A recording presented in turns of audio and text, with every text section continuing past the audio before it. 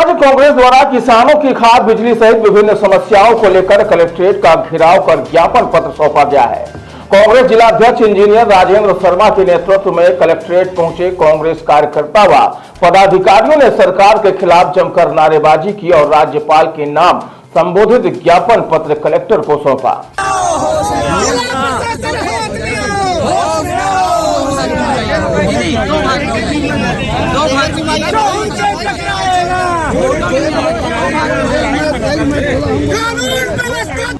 ज्ञापन सौंपने पहुंचे कांग्रेस जनों ने कहा कि प्रदेश में इस समय जब किसानों को खाद और बिजली की नितांत आवश्यकता है, उस समय खाद की अनुपलब्धता, कालाबाजारी एवं नकली खाद किसानों के बीच में वितरित किया जाना गंभीर विषय है। उन्होंने कहा कि शासन प्रशासन खाद की उपलब्धता का ढिंढोरा पीटती है, लेकिन सहकारी समितियों में खाद देखने को नहीं मिल रही, जिसके चलते किसान बाजारों में बिचौलियों के हाथों नकली और अत्यंत महंगी खाद खरीदने को मजबूर हो रहे हैं। इसके अलावा कांग्रेस जनों ने प्रदेश और जिले की कानून व्यवस्था पर भी सवाल उठाते हुए कहा कि प्रदेश में कानून व्यवस्था नाम की चीज नहीं है। आए दिन चोरी, लूट, हत्या और बलात्कार जैसी घटनाएं हो रही हैं, जिससे आम नागरिक का जीवन सुरक्षित नहीं है। वहीं प्रदेश में भाजपा सरकार के शासनकाल में महिला संबंधी अपराधों में भी बढ़ोतरी का आरोप लगाया है। कांग्रेस जिलाध्यक्ष इंजीनियर राजेंद्र शर्मा ने कहा कि किसानों को जब खाद की जरूरत होती है तो खाद नहीं मिलती, जब बिजली की आवश्यकता होती है तो बिजली नहीं होती। ऐसे में किसान आत्महत्या करने को मजबूर हो रहा है। फिलहाल कांग्रेस ने किसानों के साथ साथ प्रदेश में व्याप्त विभिन्न समस्याओं को लेकर मध्य प्रदेश के राज्यपाल के नाम संबोधित ज्ञापन पत्र सौंपते हुए किसानों की समस्याओं को जल्द से जल्द दूर करने सहित प्रदेश में बिगड़ी हुई कानून व्यवस्था को सुधारने की मांग की है।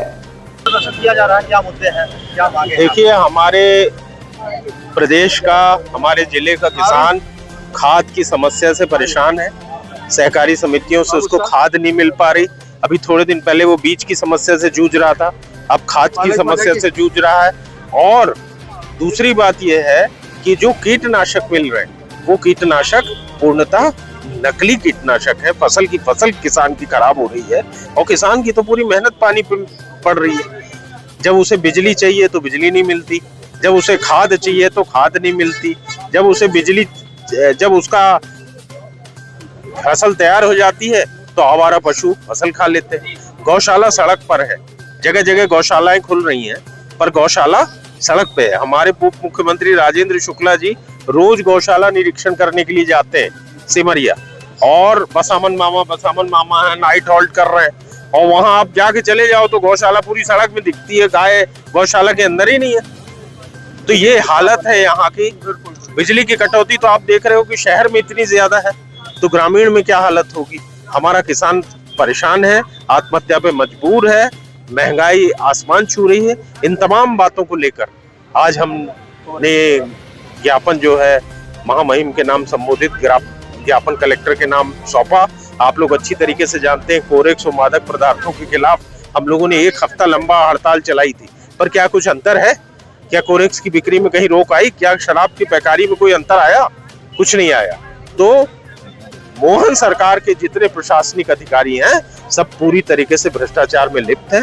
मोहन सरकार भ्रष्टाचार में होने वाला है, काफी व्यापारी आने वाले हैं, काफी विकास होने वाला है, ऐसा बताया जा रहा है शुक्ला जी के द्वारा। क्या मानते हैं कि आप ये बताओ, कौन सा व्यापारी आ रहा है बाहर से, कौन सा फिल्म स्टार आ रहा है? ये तो सिर्फ विज्ञापन है।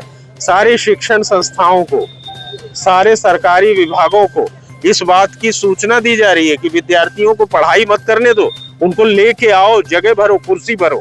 सवाल इनका कुर्सी भरने का है। 3 दिन से प्रशासन कुछ नहीं कर रहा। वो इस कॉन्फ्रेंस के नाम पर प्रशासनिक चीज समाप्त है। आप कमरे में जाइए, एडीएम को पूछिए, एसडीएम को पूछिए, कलेक्टर को पूछिए कहाँ है, तो सब पता चलेगा कि वो कौन से कॉन्क्लेव की तैयारी कर रहे हैं। अरे आप कॉन्क्लेव की तैयारी कर रहे हो, जनता क्या करे? आप जाके पता करिए, कॉलेजेस में, यूनिवर्सिटी में जाके पता करिए, चिट्ठियां जा रही हैं, बाकायदा प्रशासन की चिट्ठियां जा रही हैं कि बच्चों को लेकर वहां उपस्थित होना है, छात्रों को लेकर उपस्थित होना है। तो छात्र विद्या अध्ययन के लिए कॉलेज जाता है कि सीएम की सभाओं की शोभा बढ़ाने के लिए जाता है?